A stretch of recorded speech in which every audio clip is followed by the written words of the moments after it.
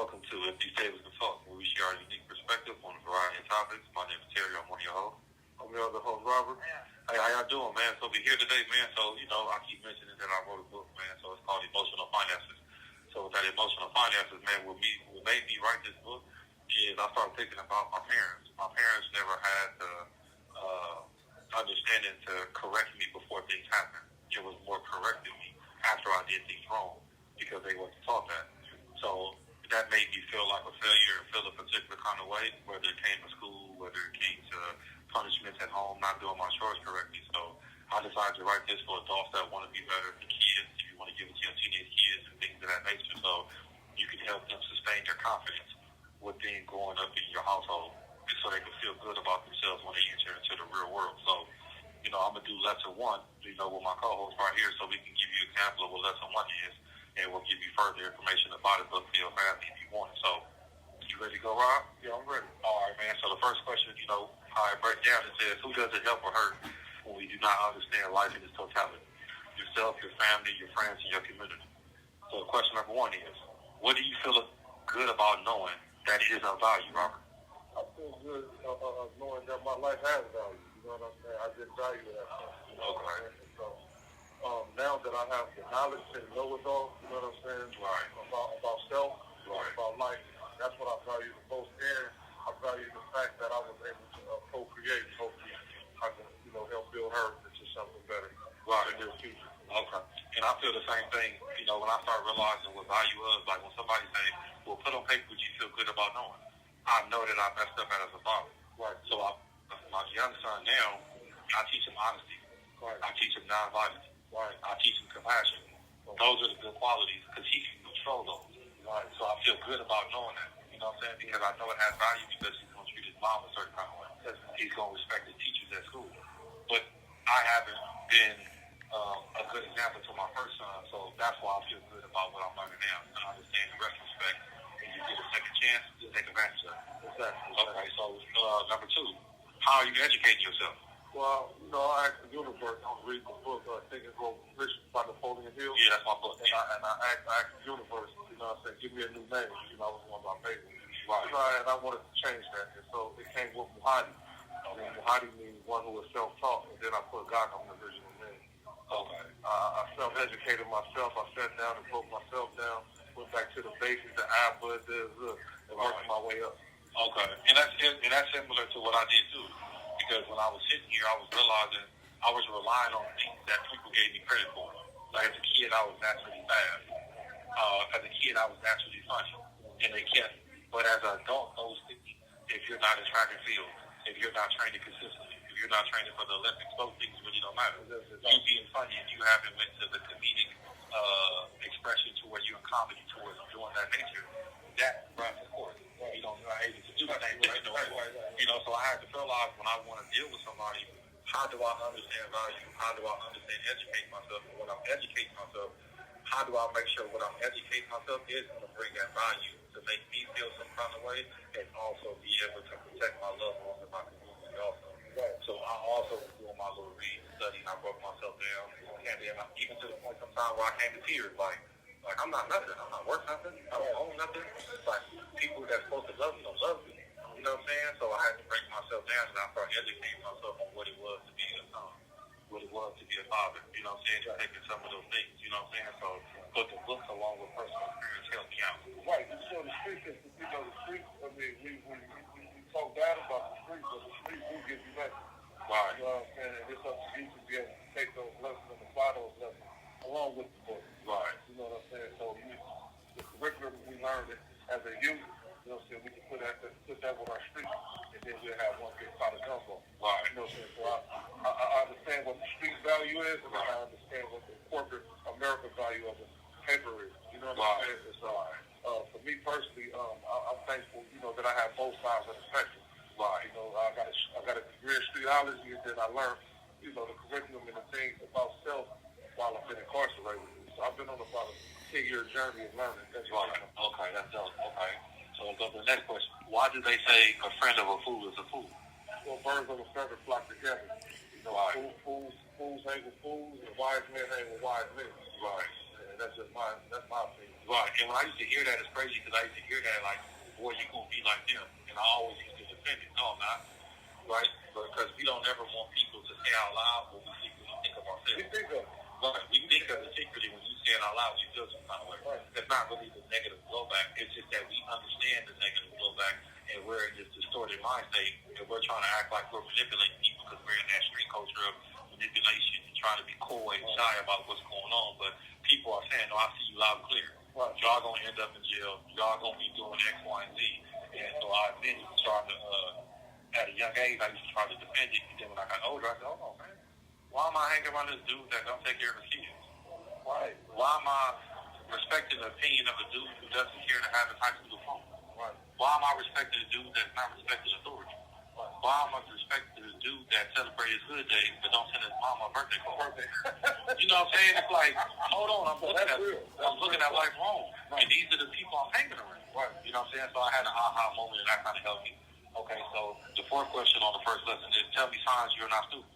Well, I'm not stupid because I got common sense. Right. You know, dealing with people in the free world society, whatever terminology you want to put on it, is common sense will become obsolete.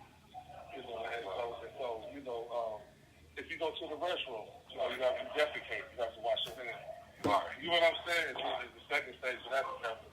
You have to wipe yourself. You know what I'm saying? And so now dealing with society and things like dealing with talking to people in society, that's the thing. Thank you, God. Right. You know what I'm saying? I have common sense.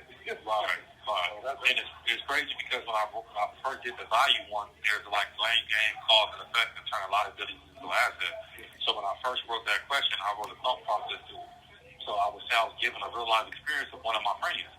And every day, we used to be talking and yelling and screaming, getting this emotional high from basketball games and different stats and things of that nature. So I was telling my friend, all day you ramble all day long about what you know. And you're right. Why don't you put it on the computer? Why don't you do something about it? Right. But he felt low self-esteem, so he like, man, it's tripping. So one day I was like, man. This call and your telephone number will be monitored and recorded. 2 weeks later, he was rambling again. And I said, bro, man, prove it to me. So he went on his computer. He pulled up the facts that somebody else wrote and pointed and said, see? I said, the only difference is you get emotional high and he can pay for it. Right. And he looked at it. I feel feels on that. Right. So it's like, you got value. Right? That's your skill set. Being able to retain information between with people like you have Laker fans. You have stats, you got memorabilia, you got people of that nature. So if you get online and you talking and you got some kind of skill set or some kind of personality, they're gonna buy it to you. Right. So they're paid for it. But a lot of times when we do stuff, we not getting taught that it's valuable. Right. You know what I'm saying? Is there some things that you look back on now that you could have probably delved into and gave it a chance? My whole life, my whole existence, you know, I never gave myself a chance. I never gave myself a chance. And now looking back on it, you know, I'm trying to make up for it now. Right. I came up with a series. I got a book. Okay. I have to send it to my cousin. You know, right. I was reading that shit. I can't wait for you to get it out. I got a book, but then, you know, and so, you know, being incarcerated, I tell people, I've been in college for 22 years. Prison is an institution of learning, just like college is. Right. You know what I'm saying? And I'm my own professor. Right. You know what I'm saying? So yeah, that's how I see it. Okay. So let's go to the back part of it, right? Last 3 questions. So number 1, what useless information do you take in? The useless information that I took in was the bunkum that I heard on the yard. I never did nothing. You know, and I had to come to that aha moment one day. I'm like, you know what? We know everything about the hood, we know everything about the streets, but what penal code or substation are you sending something? Right. J.B. Buster Cooley don't mean nothing when you're dealing with Latin language in the court. Right. So that's what I was like, you know what, let me get away from it. You know what I'm saying? Right. How am I going to get out this rat trap? How am I going to get out this maze? Right. Because the objective is to get out of here. Right. It's not to stay in there and run around here like a hamster on the treadmill. Right. You know, right. And I had similar things. I was realizing that we was glorifying the hood, and I'm like, I don't own nothing over here. Right? I don't own nothing over here. I'm taking this in, and I'm proud to be in this particular area because I went to elementary here. Right? Or because I went to junior high, and I was destructive over here. But I don't own nothing over here. So I'm taking this information, and I'm actually adding value to it. Right. And I'm walking around like if they don't see it my way, I'm willing to be bothered behind it. Right. I'm willing to get upset because this is my only identity. You know what I'm saying? So I started realizing, like, hold on, I'm not taking in the right information. But at that time when I was young, I didn't realize that your neighborhood turns into your community. Right. The community is a part of the city. Right. The city is a part of the state. You know what I'm saying? The state is a part of the United States. This call and your telephone number will be monitored and recorded. And the country is a part of the world. I didn't look at it like that. So it was more than just school. It was dynamics and statistics within the community. Who's owning houses, how much the houses cost, what was the median price of, what was the school grades for the subsets of kids that was going to school, second, third, fourth, fifth grade, proficiency tests. There was a lot of things that was going on that just blew my mind. That, dang, how am I looking at it like this and I'm missing all this other data that's being collected, whether it's good or bad? I don't even know it exists. Let me start collecting in the proper kind of data, and then let me reassess my thinking and get rid of the stuff that's flawed. Okay, so let's go number 2. What time are you taking for granted? The time I took for granted is the time that I came when I first came in with the question. Okay. I came in here with this anger, you know. Right. But I never thought took the time out to say that to put you in a position for you to be angry. Right. And that was so. You know what I'm saying? And so the time that I took for granted was the time that I wasn't going to the law library, hanging on the yard. We talking about doing these burpees. We talking about making knives. You know, learning Swahili. I'm like, this time, but then that aha moment came again. It's like, hold on, man, what are you doing? Right. You know, and so the time that I took did not take advantage of was, you know, spending countless hours doing nothing. Right. You know, sitting up on the Tupac, you know, not foreign face or Right. you know, Right. wasting time. You know, them my guys was they already legends. I'm trying to get out of it. Right. And that's how I similarly did. Like I realized like a lot of things like at first when I didn't have a school diploma, I ended up getting that. Okay. I realized so I went to competent. I realized I didn't have no skill set, so I went and got my trade. Right. I realized I didn't have certificates, so I went and got those. And then one day I was talking to a Hispanic dude who didn't know English. And some black dudes was laughing at him because he barely spoke English. Right. But he was taking the time to learn English because he understood that was the language of the predominant people that was around. Exactly. But I thought it was dope that he could speak a language and a half because he was fluent in Spanish and spoke a little bit of English. And I thought to myself, if I can speak English fluent and I can speak a little bit of Spanish, then I'll be good. So then I started teaching myself Spanish. So that came in handy because now when you're dealing with it, we see what's going on, it's more Latin. You know, so they speak Spanish, you know what I'm saying? So, you know, cuando hablo con gente, you know, me entiendes cuando yo hablo conmigo. So I tell them, like, when you talk Spanish, I can understand now. Right. That became different. Right. But I learned that, you know what I'm saying? I realized I was taking this time for granted and I could become better. Right. And that's what I started doing. So, you know what I'm saying? So I realized that was the time I took for granted. Still, I still take for granted. Sometimes I don't work out like I'm supposed to. Oh, that's you know, I was supposed to eat my health as well. I'm supposed to be doing a little more of that, and I'm not doing it. But, you know, those are things we work on. We're not going to be perfect, but, you know, I appreciate that. So this is the last question of it.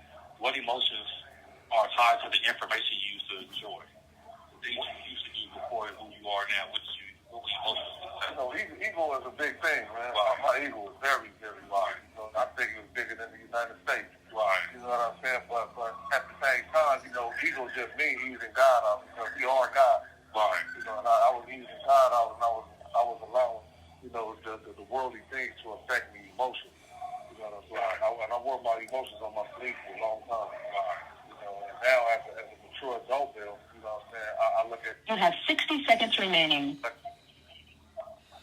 have a different perspective on life. Right. And the life of others also. Right. I didn't value other people's lives either. Right. You know what I'm saying? Okay. Well, we'll come back and I'll answer that when we call back on part 2, man. I appreciate you tuning in. Y'all tuned in, man. Trying to give y'all some game again. Terry Richardson Jr. Amazon.com. Emotional finances.